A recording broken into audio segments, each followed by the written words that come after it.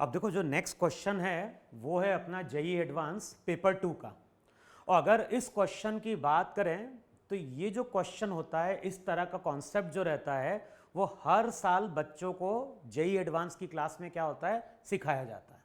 अच्छा, अब जो क्वेश्चन है, क्वेश्चन का कॉन्सेप्ट क्या है? क्वेश्चन का कॉन्सेप्ट है यहाँ पे कि अगर हमारे पास एक पॉइंट चार्ज क्यू है,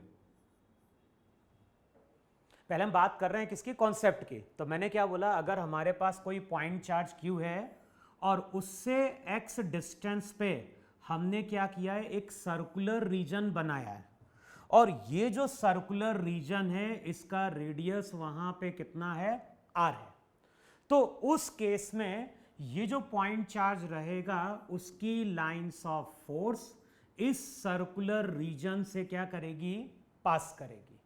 और जो भी टोटल फ्लक्स रहता है उसका फॉर्मूला होता है Q by 2 epsilon naught 1 minus x upon under root r square plus x square.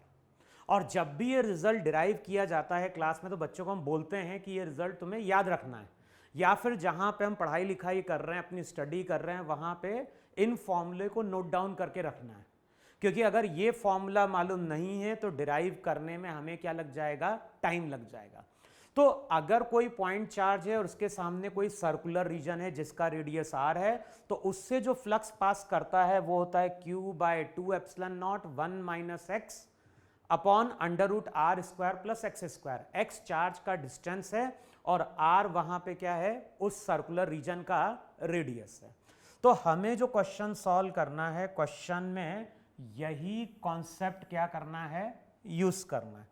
तो जो फॉर्मूला यूज करेंगे हम वो करेंगे phi equals to Q by 2 epsilon naught 1 minus x under root r square plus x square.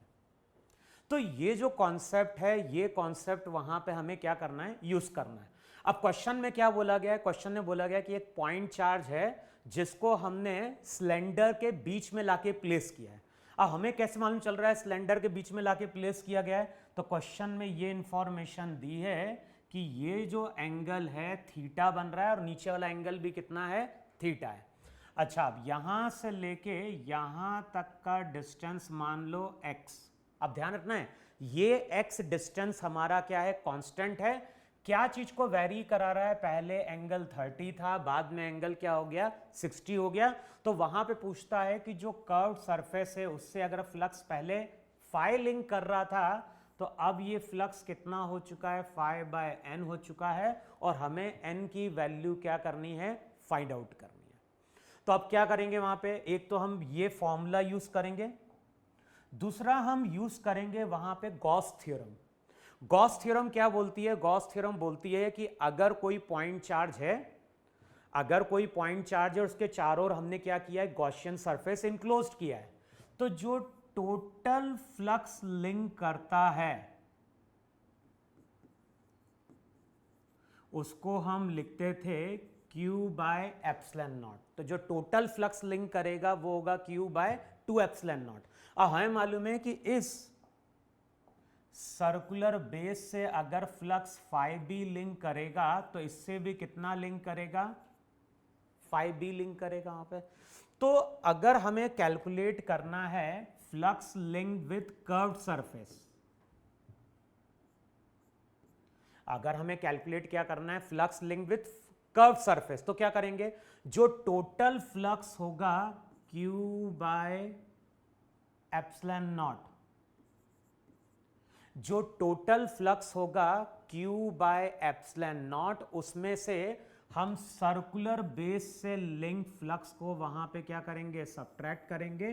तो यहां से हमें क्या मिलेगा, flux link with curve surface मिलेगा वहां पे। अच्छा, अब सबसे पहले हमें क्या देखना है, हमें केवल ये ध्यान रखना है कि यहाँ पे x कांस्टेंट है, किसको वेरी करा रहा है, वो यहाँ पे वेरी करा रहा है रेडियस r को। फर्स्ट केस में एंगल कितना है, फर्स्ट केस में एंगल 30 डिग्री है, tan 30 होता है 1 बाय रूट 3, 1 बाय रूट 3 क्या हो जाएगा, r बाय x है कि नहीं? तो पहले केस में जो रेडियस लेना है वो लेना है x बाय √3। और अगर हम सेकेंड केस की बात करते हैं, सेकेंड केस में इसको कर दो r', 1060 क्या होता है √3 हो जाएगा r' बाय x। तो r' की वैल्यू वहां लेनी है x√3। तो ध्यान रखना है यहां पे x जो है, x हमारा क्या है, x हमारा वहां पे कांस्टेंट है। रेडियस जो है, रेडियस वहां पे क्या कर रहा है, वेरी कर रहा है। पहले केस में फ्लक्स लिंक कर रहा था फाई, बाद में वो फ्लक्स कितना हो गया फाई बाय n। तो हमें n की वैल्यू क्या करनी है, बतानी है, फाई बाय √n है वहां पे। तो क्वेश्चन में क्या बोल रहा है, क्वेश्चन में बोल रहा है कि n की वैल्यू कितनी है। तो सबसे पहले हम क्या करते हैं, सबसे पहले हम कैलकुलेट करते हैं फाई डैश। फाई डैश बोल दें या फाई बी बोल दें।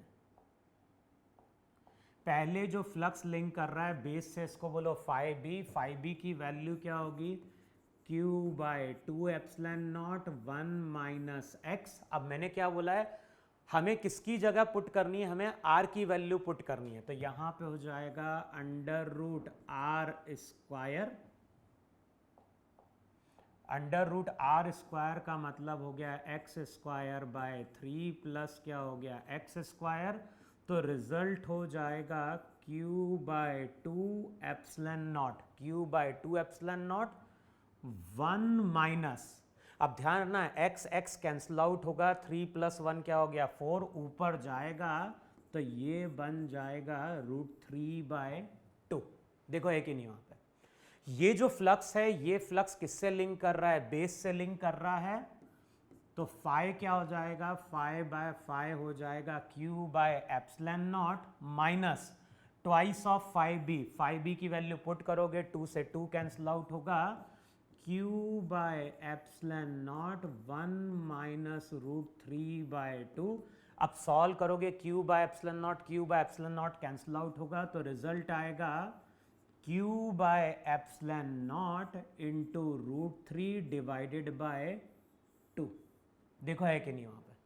तो जो भी रिजल्ट आएगा वहां पे q/ε0 ब्रैकेट में कितना हो गया √3/2। तो ये जो है ये हमारा वहां पे फ्लक्स है जो पहले क्या कर रहा था, लिंक कर रहा था। अब सेकंड केस में मान लेते हैं जो फ्लक्स लिंक कर रहा है वो फाई डैश बी है। अब फाई डैश बी क्या हो जाएगा, फाई डैश बी का मतलब हो जाएगा q/2ε0 1 माइनस एक्स। अब r की जगह क्या पुट करना है, इसका स्क्वायर। तो ये हो जाएगा 3x² plus x², x cancel out होगा, ये हो जाएगा 1/2। सॉल्व करेंगे तो रिजल्ट हो जाएगा q/4ε0। देखो है कि नहीं वहां पे। अब हमें क्या कैलकुलेट करना है, हमें कैलकुलेट करना है जो नया फ्लक्स लिंक कर रहा है उसको हम फाई डैश बोल देते हैं। अब फाई डैश की वैल्यू क्या होगी, फाई डैश की वैल्यू होगी q/ε0 minus twice of phi B. तो ये हो जाएगा q/4ε0। तो इसको सॉल्व करोगे तो रिजल्ट आ जाएगा q/2ε0। देखो है कि नहीं वहां पे। अब यहां से अगर चेक करोगे तो φ/√3 किसकी वैल्यू है, q/2ε0 की वैल्यू है कि नहीं है। तो अगले स्टेप में जो फाई डैश आएगा q/2ε0 की जगह क्या पुट करोगे, φ/√3 पुट करोगे। अब इस इक्वेशन को हमें क्या करना है, इससे कंपेयर कर देना है। कंपेयर करोगे तो यहां से हमें जो आंसर निकल के आता है वो निकल के आता है n की वैल्यू कितनी, 3। तो ये जो इंटीजर टाइप क्वेश्चन है ये हमारा एक ऐसा कॉन्सेप्ट है जो हर साल क्लास में बच्चों को सिखाया जाता है।